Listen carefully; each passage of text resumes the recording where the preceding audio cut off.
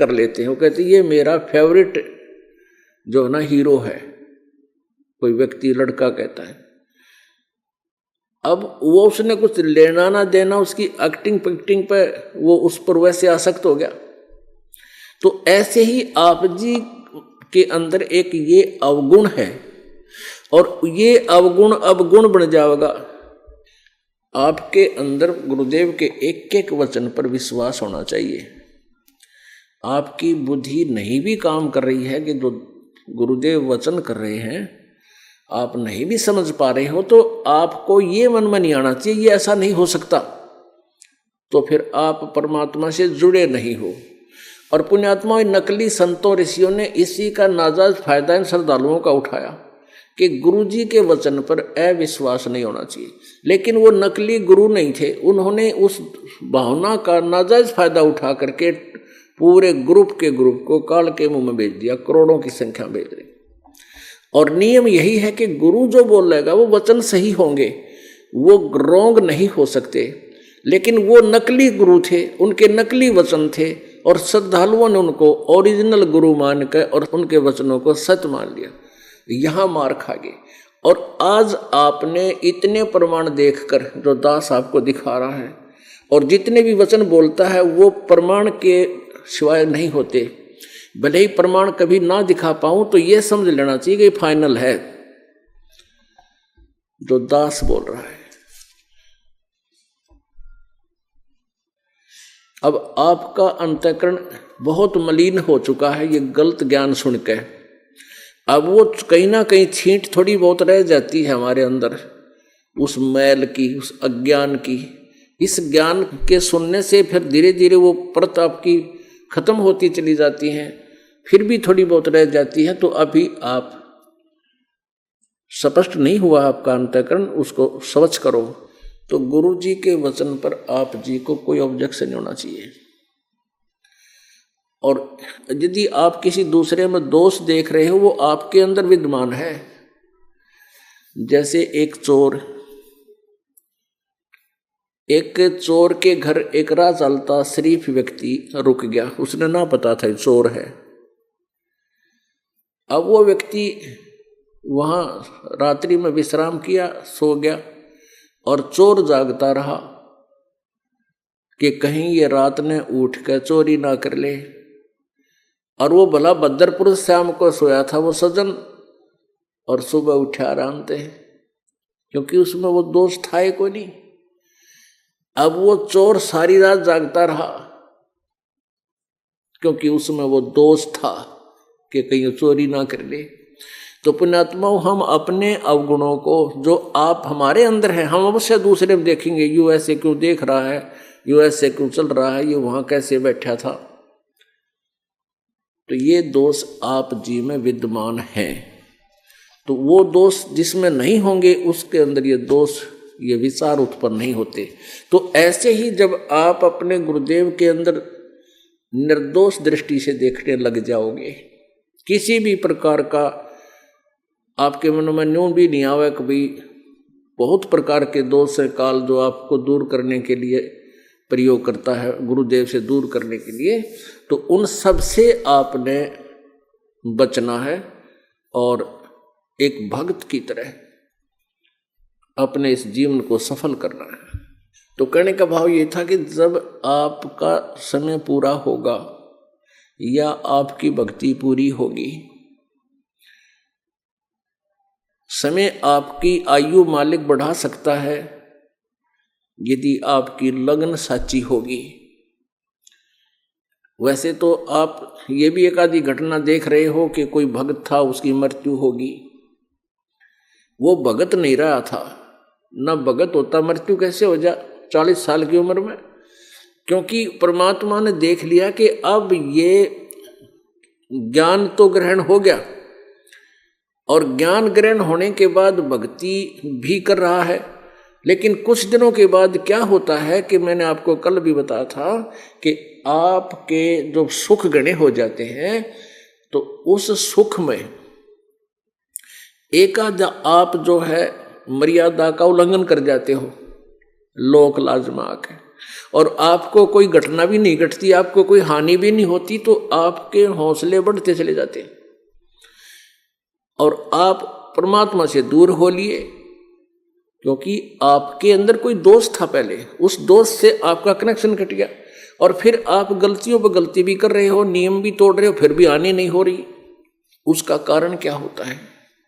जैसे बच्चे विद्यालय में जाते हैं और वो कोई गलती करते हैं तो वो टीचर उनको धमकाता है, खुरकाता है, टाइट करता है, ऐसे गलती नहीं करोगे, ऐसे नहीं करोगे, नहीं तो तुम्हारे थप्पड़ मारूंगा। ये 100 तरह के जैसे उसी तरीके होते हैं सीधा करने के।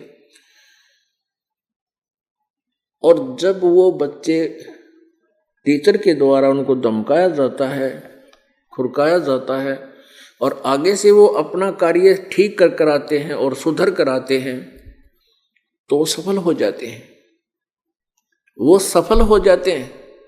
और जो बच्चे गुरुदेव धमका देता है, खुरका देता है कि तुम क्यों ऐसी मर्यादा भंग करते हो, और वो फिर अंदर में दोष पैदा कर लेते हैं, तो उनका नाम कट जाता है, उनका कनेक्शन कट जाता है। जो बच्चे स्कूल से दूर हो गए, स्कूल में आना बंद कर गए विद्यालय में,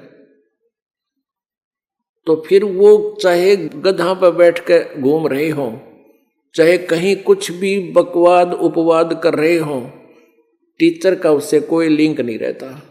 टीचर स्कूल से जा रहा होता है और वो विद्यार्थी जो विद्यालय छोड़ गया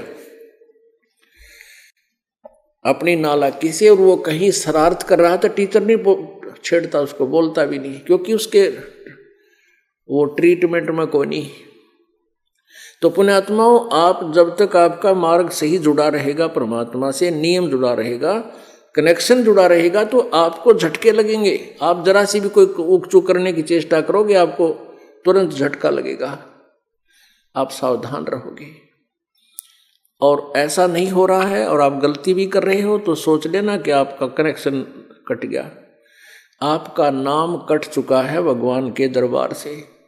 फिर आप चाहे कितनी बकवाद करियो, क्यों आपने उस दौरान जो पुण्य कर लिया इकट्ठा, कोई 2 वर्ष, कोई 4 वर्ष, कोई 3 वर्ष, कोई 5 वर्ष, ऐसे भी हमने देखा 3 3 4 4 5 5 6 6 वर्ष यहाँ ठीक भक्ति करते रहे, फिर एक थोड़े से दोष के कारण अपना कर्म बिगाड़ गए, वो चले जाते हैं। अब वो ये कहते हैं कि हमने कोई आपत्ति नहीं आई, 3 साल हो गया हमने नाम छोड़ दिया।